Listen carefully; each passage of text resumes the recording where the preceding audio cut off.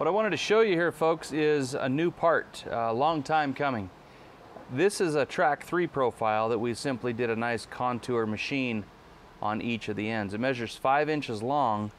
The nice thing is it'll accept our double stud fitting, whereas our individual anchor plate, as we refer to it, only will accept our threaded stud or single stud fitting.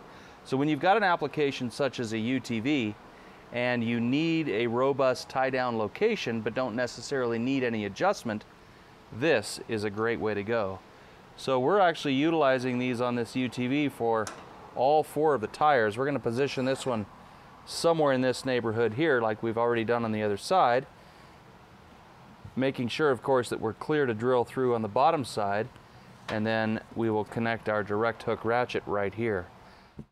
Something like this on the floor allows you to draw your cargo down to the floor, thereby keeping it in place very easily. So we're going to go ahead and drill 3 simple 1/4 inch holes in here, put a backing plate on the back side to fortify this aluminum extruded floor, and we're good to go.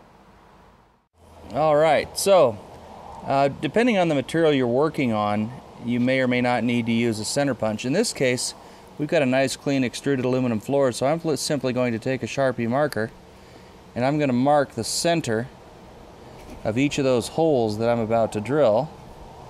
Yep, that looks good. And you can see here that we're held up slightly off of the actual floor itself because of these extruded ribs. If you really wanted to get fancy, you could take a grinder and knock those ribs off where the anchor plate truly sits down flush against the floor. I'm not going to worry about it. We're after a simple install after all. It is 5:30 on Friday. We're wanting to get out of here. Stand by. So I'm now down on top of my first Sharpie mark. I'm just going to go ahead and leave the anchor plate in place.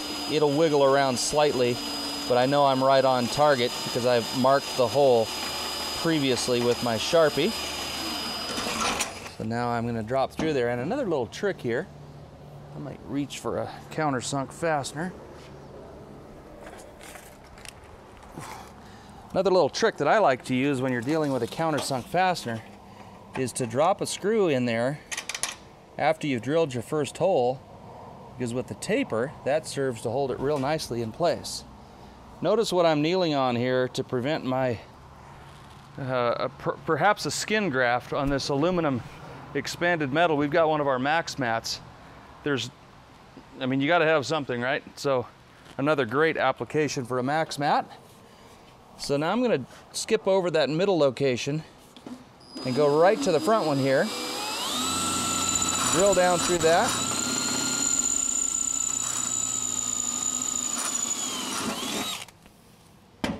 And there again, I'm going to drop another fastener in there. Now I'm nice and centered, and I'm going to come back and drill the final hole down through there.